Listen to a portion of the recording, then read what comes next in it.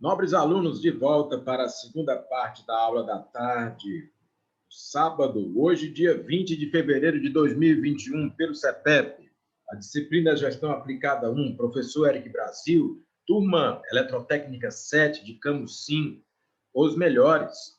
E nós fizemos um paralelo entre o assunto Revolução Industrial e um estudo de caso a respeito da empresa Ford Motor Company e o seu fundador, Henry Ford, não é? Essa mesma empresa que deixa o Brasil atualmente, mas que tem um histórico muito amplo, principalmente porque assimilou as características que nós queremos estudar na aula de hoje, como a produção em massa, a produção em série, a economia de escala, desenvolvimento tecnológico, a busca da eficiência, que são características resultantes dessa chamada revolução industrial, que tem aspectos negativos, como a poluição, como a degradação ambiental, como a aglutinação de pessoas, que pode gerar problemas sanitários, mas que, ao mesmo tempo, tem a possibilidade de agregar capitais, recursos, tecnologias que geram acesso a bens, serviços,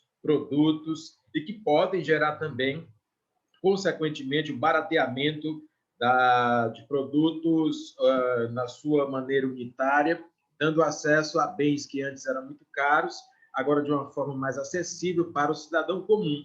E são exemplos disso uma simples caneta, um celular, um automóvel e vários outros objetos, bens e serviços.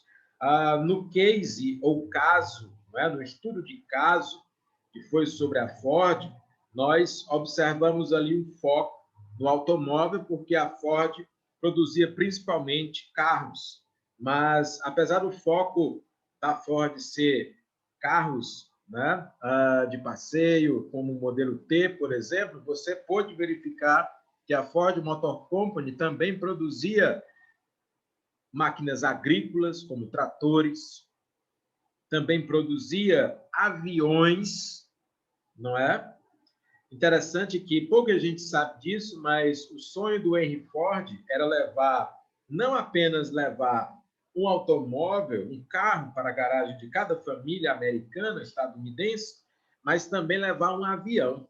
O projeto original dele era esse, ele queria que todo mundo tivesse na garagem um carro e um avião. Olha aí, a ideia do avião não deu muito certo, mas o do carro deu muito certo, ele conseguiu massificar, popularizar, expandir a produção, venda e aceitação dos automóveis, né?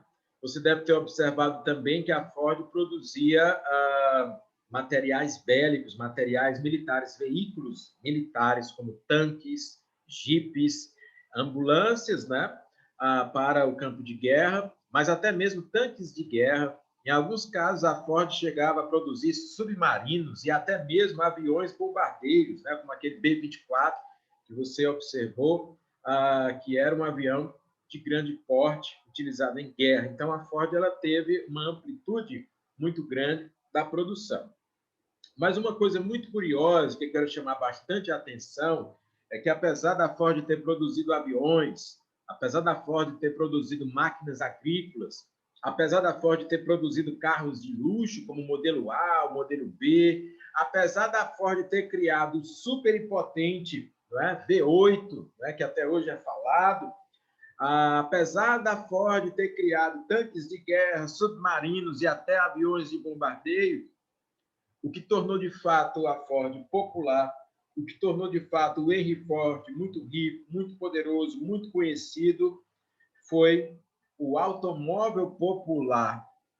Então, o Ford ele não é reconhecidamente poderoso, ou foi poderoso, ou rico, ou influente, não somente por conta de toda essa tecnologia, todo esse maquinário, toda essa produção e produtividade da Ford, mas principalmente porque o Ford ele inventou e aplicou o conceito de carro popular.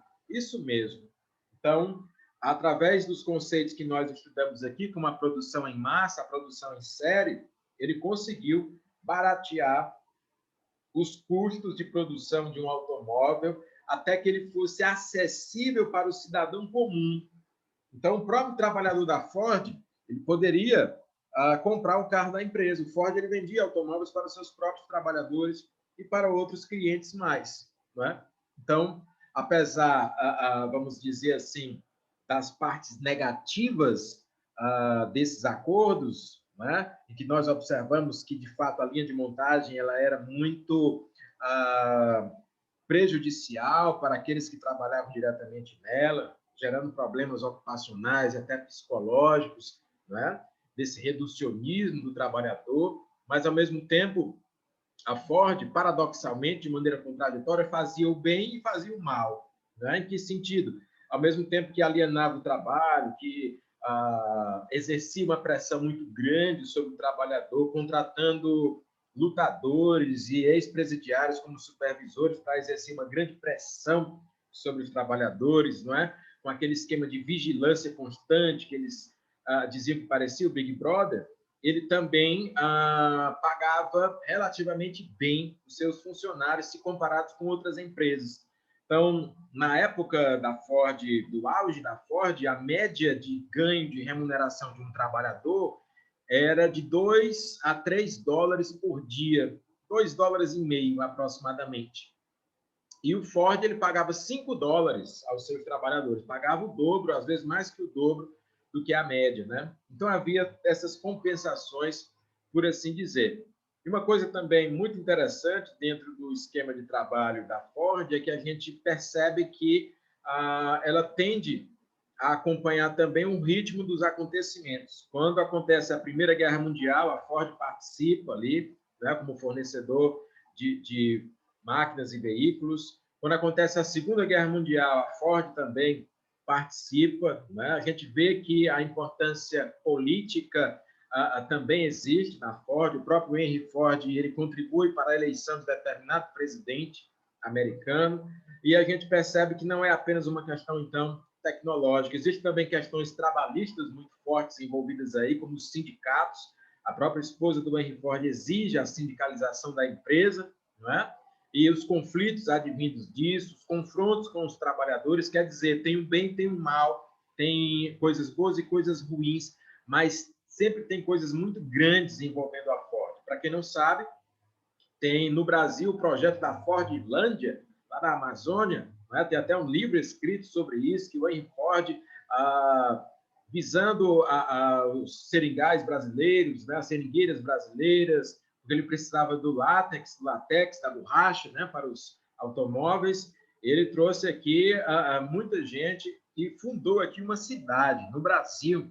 Né? A cidade hoje é uma cidade fantasma, uma cidade abandonada, mas que na época tinha uma perspectiva de ser uma cidade muito importante no norte do Brasil e que leva o nome de Fordlândia, certo? Depois você pode até pesquisar a esse respeito.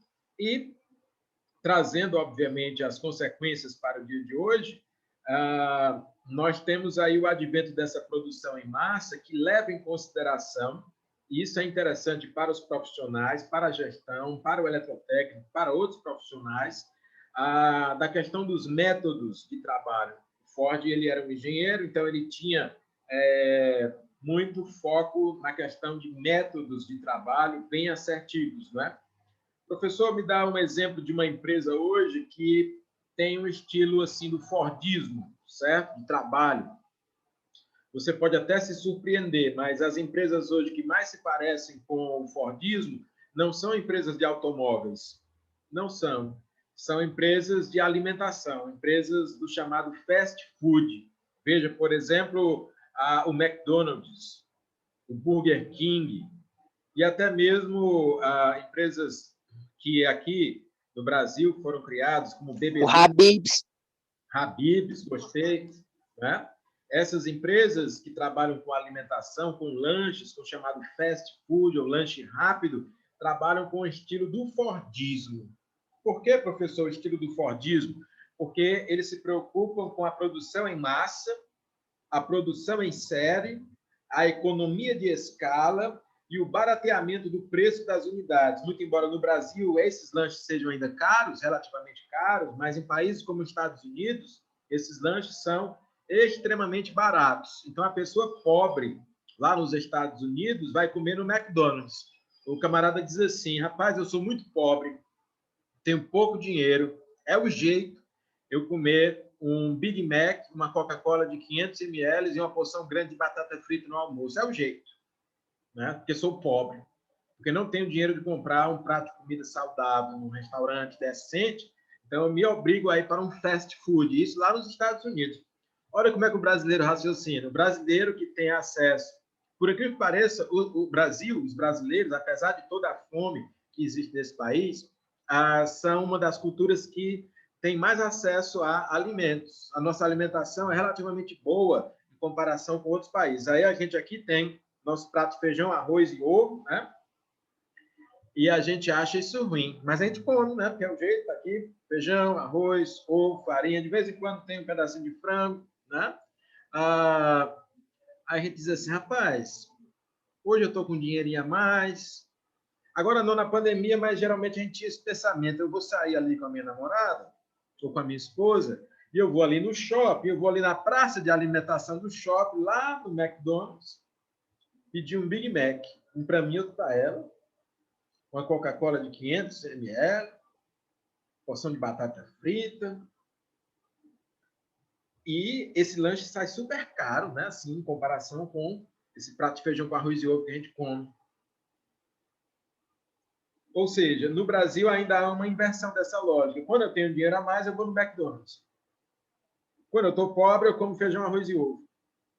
Lá nos Estados Unidos é o contrário. Quando eu sou pobre, eu como McDonald's com a Coca-Cola com a batata. E quando eu tenho dinheiro a mais, é que eu como um prato de comida convencional, né? Mas o Fordismo ele traz a ideia de que o hambúrguer do McDonald's ele se transforma num padrão alimentar, certo?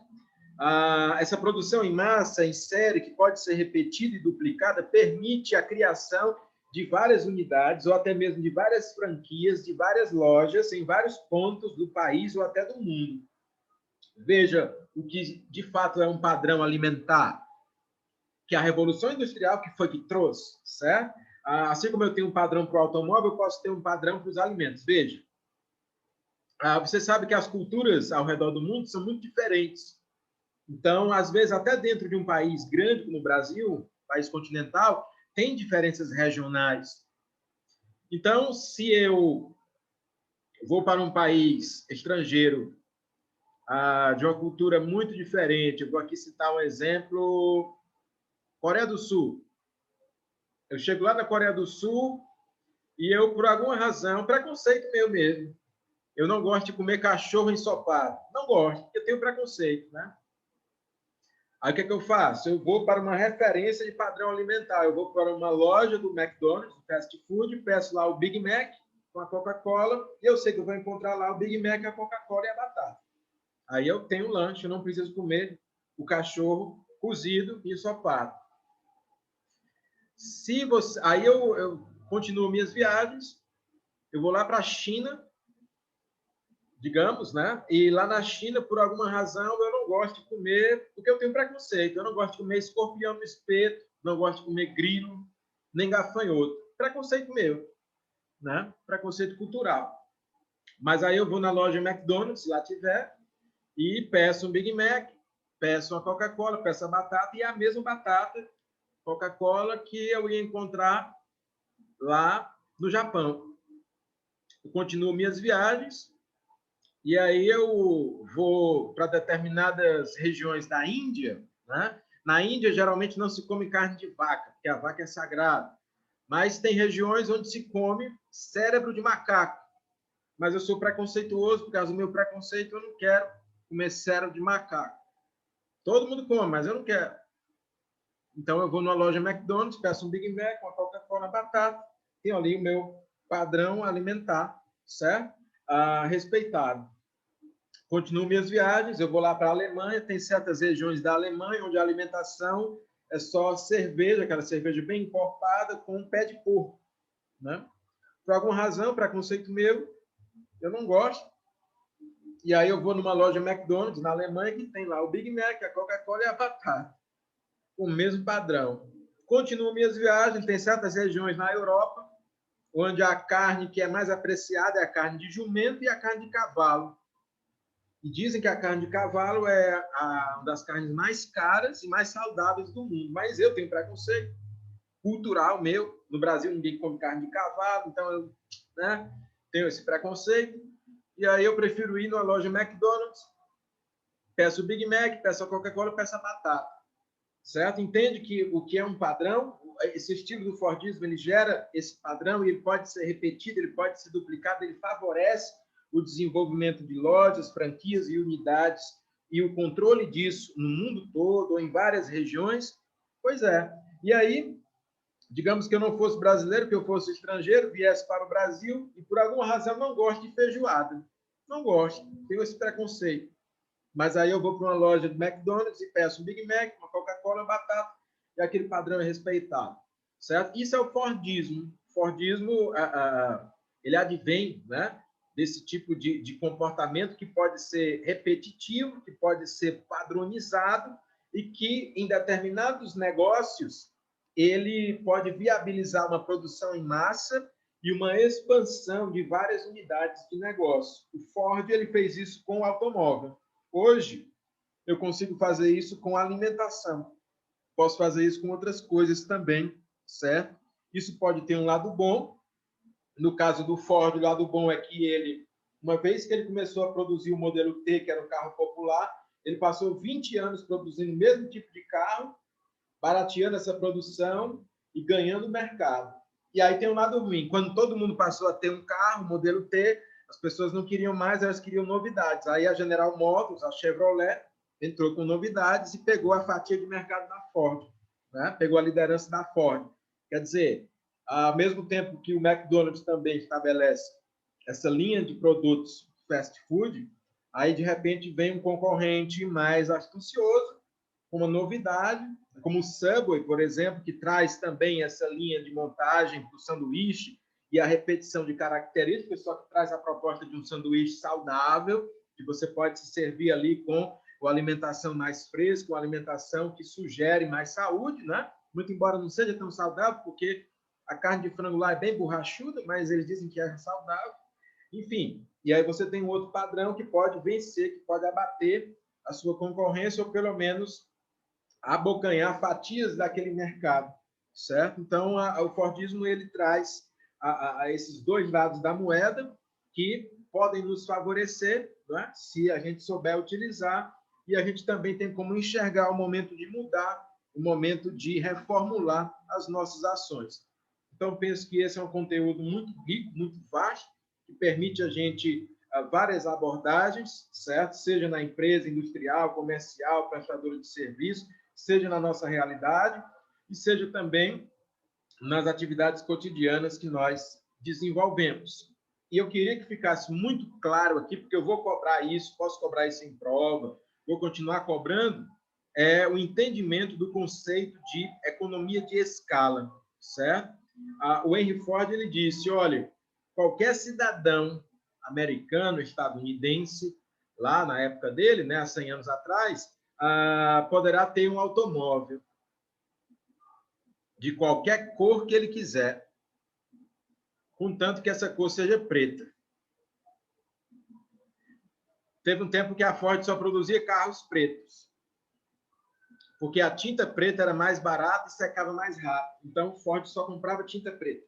Não tinha vermelho, não tinha azul, não tinha verde. E, para quem não tinha carro, pouco importava a cor, o cidadão queria um automóvel. Então, o Ford ele barateava tudo. Ele barganhava preços com a tinta, com o látex, com a carroceria, com tudo que ele precisava, com todos os componentes do veículo, barateava isso e vendia.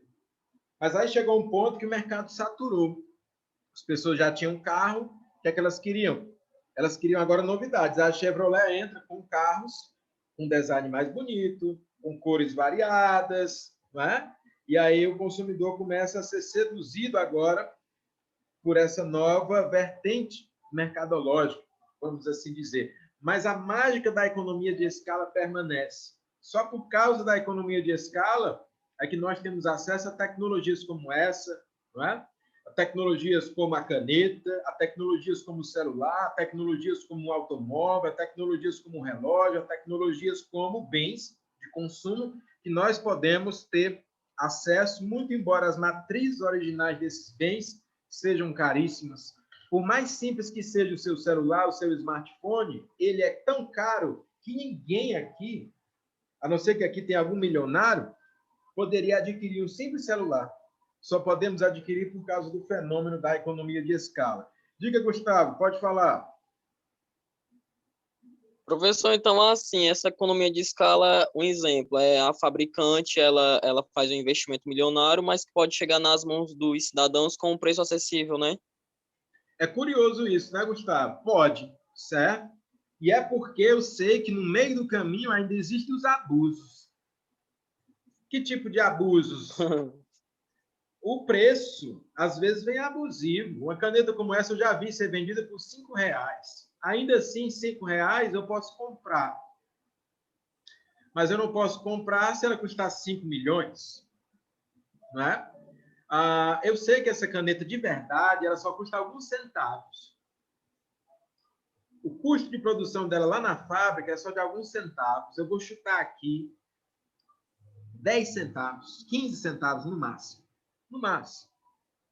Certo? Por que ela chega a R$ 1,50, R$ 2, R$ 5 para mim? Porque eu sei que está embutido aqui a mão de obra. Eu sei que está embutido aqui a questão dos impostos.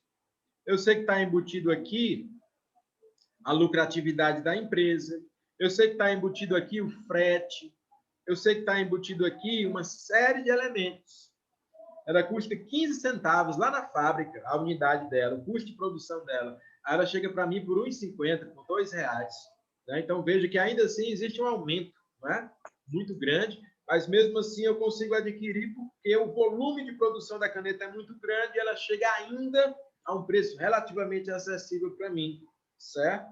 Então, isso de fato vale para praticamente todos os bens que são produzidos em grande quantidade, de carros a canetas, de canetas a essa alimentação mais no estilo fast food que nós consumimos, certo? Bom, então, espero que os conceitos da Revolução Industrial, espero que os conceitos da produção em série, da produção em massa, da economia de escala estejam ficado bem assentados. Alguma dúvida mais? Pergunta ou questionamento? Bom, então eu vou fazer o seguinte: em 2 minutos nós voltamos para a última parte da nossa aula do sábado à tarde. Até daqui a 2 minutos.